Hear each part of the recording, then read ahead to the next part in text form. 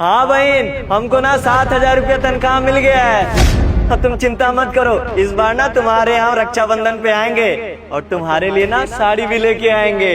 सुनो, हम तुमको फोन करते हैं दोबारा। नमस्ते साहब। किससे बात कर रहे थे फोन पर?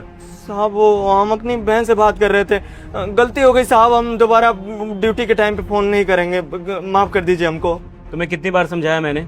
सिक्योरिटी गार्ड की नौकरी करते हो, यहाँ पर ऑन ड्यूटी तुम कॉल पे बात करते हो, अगर कोई आ जाएगा चला जाएगा उसका जवाब दे कौन होगा? साहब गलती हो गई, हाँ हमको ना आखिरी गलती समझ के माफ कर दीजिए, आइंदा ऐसी गलती नहीं होगी। वो क्या है ना कि रक्षाबंधन आने वाला है और बहन का फोन आ गया, पूछ रही थी कि ये रक्षाबंधन पे आओगे कि नहीं, अब वही बात कर रहे थे उससे। लेकिन साहब हम आपसे ना वो वादा करते हैं, आज के बाद एक गलती नहीं होगी हमसे। सैलरी मिली तुम्हें? हाँ साहब। कितने मिले? 7,000। दिखाओ मुझे। तो साहब हम कह रहे ना गलती हो गई, माफ कर दीजिए, तनख्वाह मत लीजिए। मैंने कहा दिखाओ। ऑन ड्यूटी तुम कॉल पे बात करते हो ना, तुम्हें बताऊंगा मैं। कैबिन में आ जाना करेक्ट करने। साहब हेलो। हाँ बहन, वो साहब थे, हाँ फोन पे बात करते हुए देख लिए, इसलिए हमारे हाथ से ना सैलरी छीन के लेते गए। तुमको चिंता करने की जरूरत नहीं है, हम आएंगे, जरूर आएंगे। अभी फोन रखो, साहब बुलाए हमको। हे प्रभु, हमारी लाज बचा लेना इस बार। पिछले 3 साल से अपने बहन से हम राखी नहीं बंधवा रहे हैं, कहा कि हमारे पास पैसा नहीं होता था। अब इस बार उससे बोल भी दिए हैं कि सैलरी आ गई है और तुम्हारे लिए हम साड़ी लेके आएंगे। हाँ साहब, तनख्वाह लेके चल गए, रक्षा करना प्रभु। जी सर, आपने बुलाया? बुलाया मैंने तुम्हें। तो इस हफ्ते तुम छुट्टी लेकर अपने घर जाना चाहती हो रक्षाबंधन सेलिब्रेट करने? हाँ सर, मुझे घर जाना है, सारा काम भी मैंने इसीलिए जल्दी खत्म कर दिया है, मुझे हफ्ते भर के लिए जाना है। लेकिन तान्या, ऑफिस वर्क में ज्यादा आ चुका है। एक क्लाइंट का कॉल आया था मेरे पास, वो कह रहा था कि मीटिंग ना इसी हफ्ते रखनी पड़ेगी, तो मैं चाहता हूँ कि तुम्हारी सारी छुट्टियां मैं कैंसिल कर देता हूँ और तुम मेरे साथ बाहर चलोगी। नहीं सर, मैं नहीं चल सकती, आप प्लीज किसी और को हायर कर लीजिए। सर हफ्ते भर की छुट्टी मैंने पहले ही बोल दी थी आपको, और सारा काम भी खत्म कर दिया, मैं नहीं जा पाऊंगी सर, मुझे घर जाना है। काम इम्पोर्टेंट है ना, रक्षाबंधन अगले साल मना लेना, कौन सी बड़ी बात हो गई, हर साल आता है ये राखी का सेलिब्रेशन। देखिए सर, आप ऐसा नहीं कर सकते, आप अब मुझे अर्जेंटली ये नहीं बोल सकते कि आप मेरी छुट्टी कैंसिल कर रहे हैं, और अगले साल कैसे? नहीं सर, नहीं हो पाएगा, रक्षाबंधन है, फेस्टिवल है, कभी कभी तो हम लोग घर जा पाते हैं। प्लीज सर, मुझे मेरे घर जाना है। इसका मतलब तुम्हारे लिए रक्षाबंधन बहुत ज्यादा इम्पोर्टेंट है, यानी कि तुम्हारे भाई बहन का जो रिश्ता है वो बहुत स्ट्रॉन्ग है ना? ऑफ कोर्स सर, किसके लिए इम्पोर्टेंट नहीं होता, आपके लिए भी होगा, आपको भी अपने घर जाना होगा, या आपकी बहन आएगी, तो सर मैं क्या अपने भाइयों के पास नहीं जाऊंगी? मुझे भी राखी बांधनी है उन्हें। तो यानी हर किसी भाई बहन के लिए रक्षाबंधन बहुत ज्यादा इम्पोर्टेंट होता है, तो दूसरों के रक्षाबंधन तुम खराब क्यों कर रही हो, उसकी राखी क्यों खराब कर रही हो तुम? सर आप कहना क्या चाहते हैं? मैं क्या कहना चाहता हूँ, नीचे सिक्योरिटी गार्ड की बातें सुनी मैंने सारी, वो बोल रहा था कि इस बार वो रक्षाबंधन पे अपनी बहन के पास जाएगा और उसे एक साड़ी गिफ्ट करना चाहता है। 2 साल से बेचारा वो अपनी बहन के पास जा नहीं रहा, वो मुझे पता है, छुट्टियां भी बहुत कम लेता है। इनफैक्ट एक चीज और पता चल रही है कि उसकी सैलरी सिर्फ और सिर्फ 7,000 रुपए है। मुझे एक्सप्लेन कर सकती हो कि चल क्या रहा है मेरे ऑफिस में? 7,000? नहीं सर, झूठ बोल रहा है वो, आपसे पैसे ऐंठना चाह रहा होगा। सर पैसे तो उसको मैं ही देती हूँ ना, पूरी सैलरी देती हूँ सर, झूठ बोल रहा था आपसे वो। वो एक बार भी मेरे पास नहीं आई ये कंप्लेंट करने की उसके पास कितनी सैलरी आती है, और ना ये बोलने के लिए आया कि उसे एक्स्ट्रा पैसे चाहिए। जितना पूछ रहा हूँ उतना बताओ, उसकी सैलरी कितनी है? सर मैं कह रही हूँ ना कि मैं उसको पूरी सैलरी देती हूँ, 15,000 है उसकी सैलरी। पता नहीं आपसे वो झूठ क्यों बोल रहा है। 15,000 ना, तो 7,000 रुपए वो क्यों बोल रहा था? या तो वो झूठ बोल रहा है या फिर तुम झूठ बोल रही हो। एक काम करता हूँ, उसे बुला लेता हूँ और उसके सामने पूछ लेता हूँ कि झूठ कौन बोल रहा है। आना जरा। जी साहब, हम बुलाए आप हमको।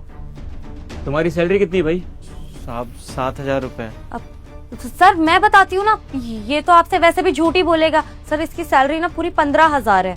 मैडम क्या हो गया आपको, आप ऐसे काहे बोल रही हैं? हमारी सैलरी तो 7,000 रुपए है ना, और इतने महीनों से आप 7,000 रुपए ही देती आ रही हैं, तो साहब के सामने आप झूठ काहे बोल रही हैं? साहब हमारी सैलरी 7,000 रुपए ही है। ठीक है भाई, वो बोल रही कि तुम्हारी सैलरी 15,000 है और तुम बोल रहे हो कि तुम्हारी सैलरी 10,000 और तुम बोल रहे हो कि तुम्हारी सैलरी 7,000 है। एक काम करता हूँ तान्या, मैं चेक कर लेता हूँ एक्सेल शीट पे तुमने नोट तो करा होगा, उसमें लिखा होगा कि इसकी सैलरी कितनी है। अपनी आईडी पासवर्ड बताओ मुझे। सर 1 मिनट, आप प्लीज़ चेक मत करिए, मैं सच सच बताती हूँ। सर इसकी सैलरी 15,000 ही है, लेकिन मैं 7,000 देती हूँ। रीज़न पूछ सकता हूँ क्यों? सर हाँ भी बताइए ना, इसका क्या ही रीज़न हो सकता है। ये सिक्योरिटी गार्ड, इनको आप 15,000 सैलरी दे रहे हैं। सर ये लोग इतना डिजर्व भी नहीं करते। आप एक बात बताइए, क्या काम है इसका? सिर्फ गेट पर खड़े रहना और हम लोगों को सल्यूट करना। सर इस बात के 15,000 कहाँ से देने चाहिए इनको? 15,000। और सर ये गरीब लोग हैं, इनका तो 8-9 हज़ार में भी गुजारा हो जाता होगा। और वैसे भी सर 7,000 तो मैं इस पर दया करके दे देती हूँ, वरना इसको तो मैं उससे भी कम पैसे दूँ। आप ही बताइए, मैंने कुछ गलत किया? नाइंसाफी तो फिर मैं इनके साथ भी कर रहा हूँ। तुम तो अपने कैबिन में मस्त एसी में बैठती हो, अपने फूड ऑर्डर करती हो, अच्छे से खाती हो, आराम से काम करती हो, चली जाती हो। लेकिन ये सब, बाहर गर्मी हो रही हो, बारिश हो रही है, तूफान आ रहा हो, लेकिन ये खड़े रहेंगे, अपना काम करेंगे। तो तुम दोनों में ज़्यादा मेहनत कर कौन रहा है? सिक्योरिटी गार्ड ना। तो एक्चुअल में उसकी सैलरी तो ज़्यादा होनी चाहिए अगर मेहनत वाली बात आ जाती है तो। मुझे मत सिखाओ कि किसकी कितनी सैलरी होती है। यहाँ पर अगर कंपनी किसी चीज़ की डिसाइड करती है चीज़ें, अगर उसको सैलरी उस चीज़ की दे रहे हैं तो सब कुछ डिसाइडेड होता है। और तुम मुझे मत सिखाओ कि इस कंपनी को चलाना कैसे। पिछले 5 साल से इस कंपनी को चला रहा हूँ मैं, और इतना बड़ा धोखा कर रही हो तुम। एक गरीब के पैसे खा रही हो।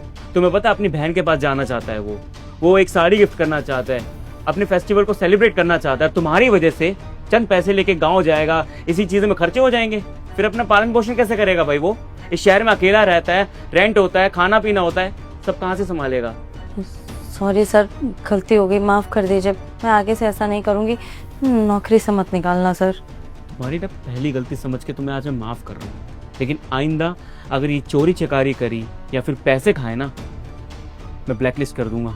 फिर तुम यहाँ नहीं, कहीं भी जॉब नहीं कर पाओगी। समझ आ रही मेरी बात? जी सर। जाओ यहाँ से अब। और सुनो, फ्री के पैसे नहीं आते। जितने पैसे खाए हैं जितने महीने से, सब हिसाब किताब मुझे चाहिए। इसको पैसे मिलने चाहिए इसके हक के। जाओ यहाँ से अब।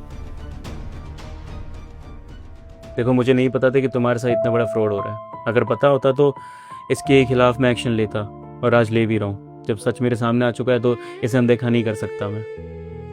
सबसे पहली बात, ये 7,000 रुपये, ये तुम्हारे पैसे। और दूसरी बात, अपने घर तुम राखी सेलिब्रेट करना चाहते हो ना, तो ये कुछ पैसे हैं 30,000 रुपये। अब इतने कैश रखे हैं मेरे पास, तुम इसे पकड़ो और अपने घर जाओ। अपनी बहन को एक अच्छी सी साड़ी गिफ्ट करो, मिठाई लेकर जाओ। बाकी के हिसाब किताब मैं एक बार चेक करके देख लूँगा। अभी इम्पोर्टेंट है राखी का सेलिब्रेशन। ओके? बहुत बहुत धन्यवाद साहब, आपका एहसान हम जीवन पर नहीं भूलेंगे। शुक्रिया आपका। भाई बहन का प्यार समझता हूँ मैं। जा सकते हो तुम, आज ही छुट्टी लेके चले जाओगा। अभी वैसे भी राखी में सिर्फ 3-4 दिन बचे हैं। जी साहब, नमस्ते।